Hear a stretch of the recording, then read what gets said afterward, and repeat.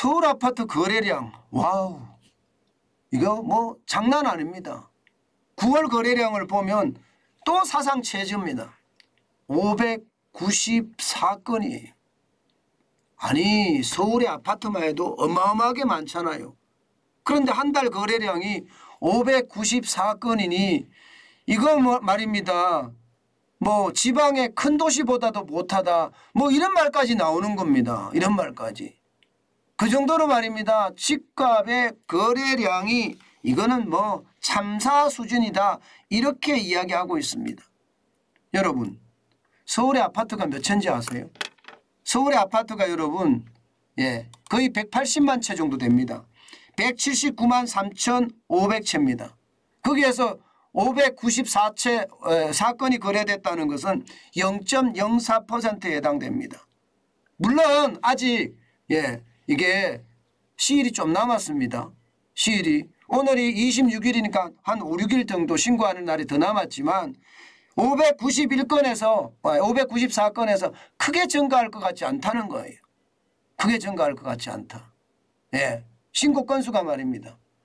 이렇게 되면 여러분 7월에 643건, 8월에 674건, 9월에는요 600건을 간 넘지 않을까 이런 예측도 하고 있습니다.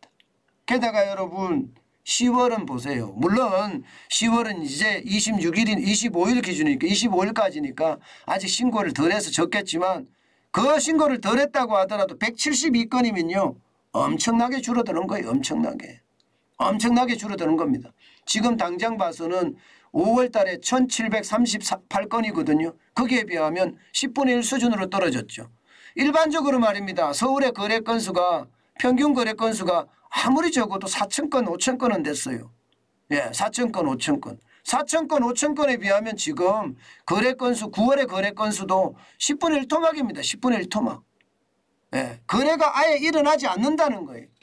거래가 이렇게까지 일어나지 않으면 여러분 결국 시장에는요 이게 충격이 될 수밖에 없습니다. 누군가는 거래를 할 거 아니에요. 누군가는 돈이 필요해서 거래를 해야 되는데 누군가 거래할 때 그 거래 가격은 아무래도 급매 가격입니다. 아니 급건매 가격이에요. 심지어는 급급급매 초급매 가격도 있을 수 있습니다. 그렇게 되면 가격대가 이제 초급매 가격으로 자꾸 현실화될 가능성이 크거든요. 그래서 제가 결국엔 집값 폭락이라는 단어를 다른 거예요. 이게 거래량이라도 좀 일어나기 시작한다면 이게 다행이지만 지금 버티기 가고 있잖아요. 근데 버티기를 얼마나 갈까요? 지금 현재 말입니다. 금리가 계속 오르기 때문에 버티기 가기 쉽지 않습니다. 일반적으로 금리가 올랐을 때 체감할 수 있는 게 빠르면 6개월 늦어도 1년 안에는 체감할 수 있다고 하거든요. 1년 안에 체감했을 때 이게 주택담보대출에 금리 내는 거 이자 내는 거 와우 충격이 될 수밖에 없습니다. 그러면 그때 막 쏟아지거든요. 그러면 그때는요 더 싸게 팔 수밖에 없는 급매나 초급매보다 더 싸게 팔 수밖에 없는 그런 상황에 닥칠지도 모릅니다. 그렇게 되면 결국 집값이 폭락한다는 이야기가 되는 거예요. 실제로 말입니다. 거래 보면 잠실 같은 경우 보세요. 많이 떨어졌어요. 많이 거래할 때는 26억 7천만 원까지 갔습니다. 전용 84제곱미터가. 그런데 최근에 보세요. 최근에 10월 7일에 12층이 19억 5천만 원까지 떨어졌잖아요. 굉장히 많이 떨어졌죠. 굉장히 많이 떨어졌습니다. 19억 5천만 원까지 떨어졌으면 그냥 눈으로 보더라도 거의 7억 가까이 떨어졌잖아요. 7억 가까이 그죠? 7억 가까이 떨어졌으니까 굉장히 많이 떨어지고 있는 거. 이게 이제 현실화되면 이 거래가 많아지잖아요. 건매가 19억 5천만 원에 됐대. 나는 20억 5천만 원에 거래한 거 난 못 사겠어. 1억 더 주고. 난 더 기다릴래. 이렇게 되는 거예요. 그러면 기다리는 수요자 입장에서 계속 기다리고 공급자 팔 사람 입장 매도자 입장에서는 고민해보다가 버티다 결국은 내놓을 수밖에 없는 그러면 집값이 떨어진다. 저는 그렇게 생각합니다. 경제라도 좋아지면 이게 버틸 힘이라도 있는데요. 대출금리 오르죠. 경제는 점점 침체의 곁으로 간다고 하죠. 그럼 못 버팁니다. 수도권도 마찬가지거든요.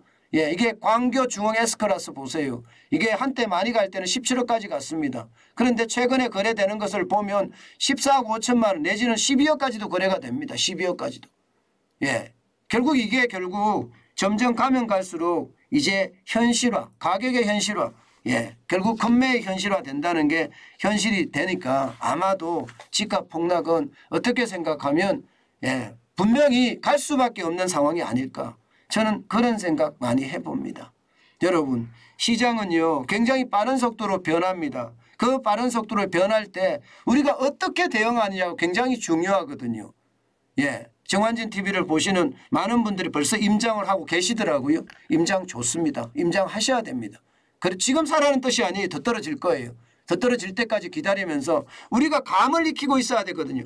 감을 익히고 있어야지 여러분 예, 이게 그때 진짜 그날이 왔을 때 살 수 있거든요. 감을 모르고 있으면 이게 싼지 비싼지도 모르고 살지 안 살지도 모릅니다.